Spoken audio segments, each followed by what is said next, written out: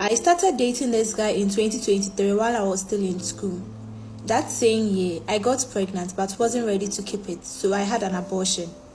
Fast forward to 2024, I got pregnant again.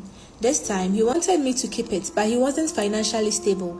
We ended up terminating the pregnancy again, but this time, the experience was extremely painful. I almost lost my life.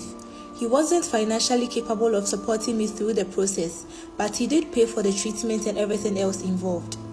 Both our families already knew about our relationship. Earlier this year, he cheated on me. I was deeply hurt. Throughout all our years together, I had never cheated on him. I was always loyal. This wasn't even the first time. It was the third time he had cheated on me. When I found out, I was so angry and hurt that I broke his phone.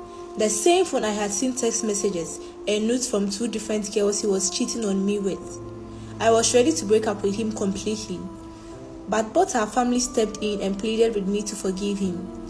After many apologies and pressure from loved ones, I agreed to stay with him. I was still struggling emotionally when I returned to my place. We live in the same state but in different local governments. We had both already finished school. As I speak to you right now, I'm pregnant for him again. Before I agreed to keep the pregnancy, he begged me not to go through with an abortion. At first, I didn't listen. I told him I was going to abort, but he went as far as calling my mom that night and pleaded with her to talk to me. My mom begged me not to terminate the pregnancy. Because of that, I decided to keep it. Now, I'm 5 months pregnant. One day, he came to ask me for money for something.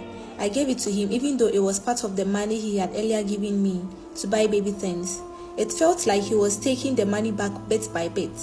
I got upset and told him I wouldn't give him any more because what he had given me was for the baby and now almost half of it was gone. That was when the issues between us really started. Later, he came again saying he saw a baby item being sold at a cheap price and wanted us to buy it. I said no at first because it was second-hand and I didn't want to buy used items for my baby. But after I refused, he started insulting me. He began acting aggressively, raising his voice and speaking to me disrespectfully. I told him I didn't want second-hand items for my baby.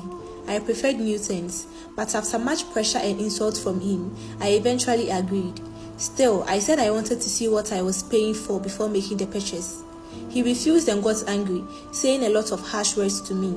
He flared up and said he was no longer interested in anything concerning the baby. He told me that anything I buy, I shouldn't bring to his house. I should take it to my own family instead.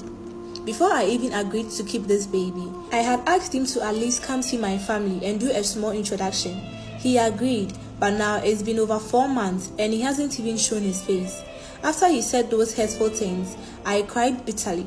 He insulted me and even went as far as saying the pregnancy wasn't his concern, that I should carry my own cross alone.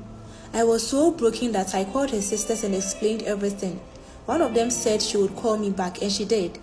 But what I didn't know was that he had already shown them our chats, because when he was insulting me, I told him, one day someone's going to treat your own sisters or daughters the way you are treating me.